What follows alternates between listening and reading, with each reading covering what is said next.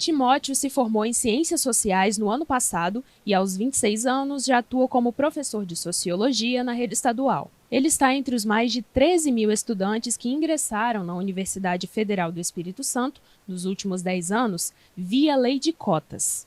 Fazer parte disso, estar lecionando sobre sociologia, sobre como a sociedade opera, funciona, eu acho que é uma verdadeira realização para mim, né? Ver o debate acontecendo em sala, ver o aluno repensando sua trajetória, podendo imaginar um futuro melhor para ele, para a família. Ele começou a cursar o ensino superior em 2014, 2 anos após a aprovação da Lei 12.711, chamada Lei de Cotas. A partir daí, passou a ser obrigatória a reserva de vagas em casos específicos nas instituições federais de ensino. O texto define as cotas da seguinte forma: 50% das vagas devem ser reservadas para estudantes que cursaram todo o ensino médio em escolas públicas. Dentro dessa fatia, metade das vagas são para quem tem renda familiar de até 1,5 salário mínimo por pessoa. Só depois dessas divisões é que entram as reservas para pessoas pretas, pardas, indígenas e com deficiência, distribuídas de acordo com a proporção da população do estado. Esses critérios eliminam alguns equívocos comuns,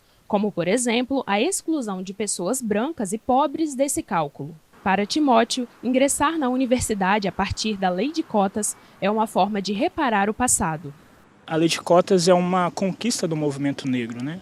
Então, participar da lei de cotas é fazer parte da história do meu povo, da história dessa militância, né? Que vem como uma forma de reparação, uma forma de dar conta de um passado de terror. Só que o texto da lei sancionada em agosto de 2012 prevê uma revisão em 10 anos, ou seja, agora em 2022. Para essa pesquisadora da questão racial brasileira, uma década de execução ainda não é suficiente para um sistema que surge com o objetivo de diminuir desigualdades históricas. A gente ainda precisa de mais 10, de mais 100 anos para ter mais pessoas negras na universidade, nos postos de comando, nas profissões mais bem pagas, né, na mídia, na política. Para a sociedade se transformar de fato, né, desses 300 anos de sequela de escravização negra, a gente precisa de mais 100 anos de cotas. A especialista explica ainda que as cotas raciais são necessárias para reduzir desigualdades econômicas, sociais e educacionais que atingem diretamente a população-alvo das ações afirmativas. A lei de cotas se faz necessária para combater essa desigualdade histórica no país, que foi construído por um país escravista. As cotas elas vão equiparar situações em desvantagens, pessoas em desvantagens estruturais, pessoas que estão em condições históricas, sociais e raciais de desigualdade. Então ela traz essa equiparação. E essa mesma lei, feita para um espaço capaz de mudar trajetórias desiguais, chegou a ser confrontada dentro da própria universidade. Em 2019, o então professor da UFES, Manuel Malaguti, foi demitido definitivamente por fazer declarações racistas em sala de aula e questionar a validade das cotas. O episódio aconteceu no final de 2014 e Timóteo estava nessa aula. Ele relata ter sido usado como exemplo pelo ex-professor. Ele, numa sala de aula, falou que detestaria ser atendido por um médico ou advogado negro, né? E ele fala essa frase se defendendo, falando que mesmo que esse aluno, mesmo que esse estudante estudasse, se formasse, doutorasse, ele teria uma limitação, porque, sei lá, a partir dos 7 anos ele não teria tido acesso a uma cultura elevada, como ele disse, né? Ou rebuscada, ou preciosa, como ele usou o termo. Então ele estava realmente, com essa frase, diminuindo todo estudante negro, cotista, periférico, que entrou na universidade como determinismo de que eles não iam avançar. Para um país que tem a maior população negra fora da África, a política de cotas tem se mostrado eficaz em inserir essas pessoas dentro das universidades.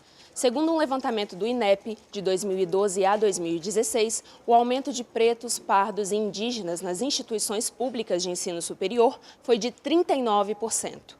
Mas para especialistas, esse percentual ainda passa longe de representar o que o IBGE já calcula ser 56% da população brasileira que se declara negra. Jaciara Paiva é servidora da UFES e preside as comissões que avaliam os estudantes aptos a acessar o sistema de cotas. Ela considera que houve avanços com a lei, mas que ainda há desafios a serem superados.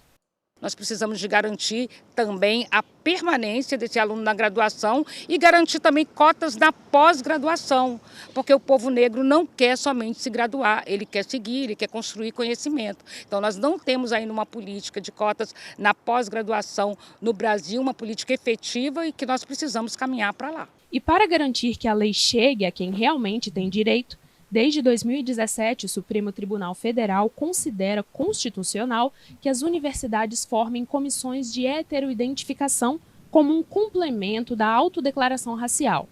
A medida tem o objetivo de coibir fraudes.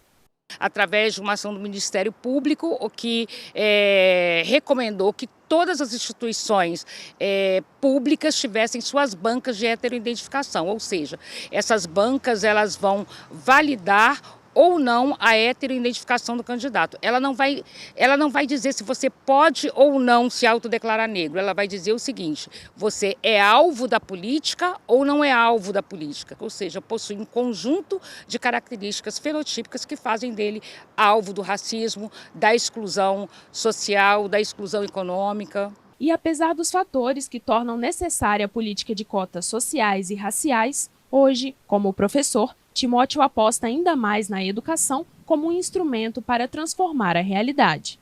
É a partir da educação que nós podemos ter acesso à informação, à nossa história, à história do nosso povo, né? Que mesmo que esse aluno, esse estudante que sai da universidade, vai para o mercado de trabalho, ele vai compreender quem ele é, ele vai compreender o seu lugar no mundo, o seu grupo, a sua classe social, e aí ele vai conseguir de fato exercer sua cidadania com criticidade, com inteligência e poder pautar e construir uma outra sociedade mais igualitária, mais justa, mais humana, né?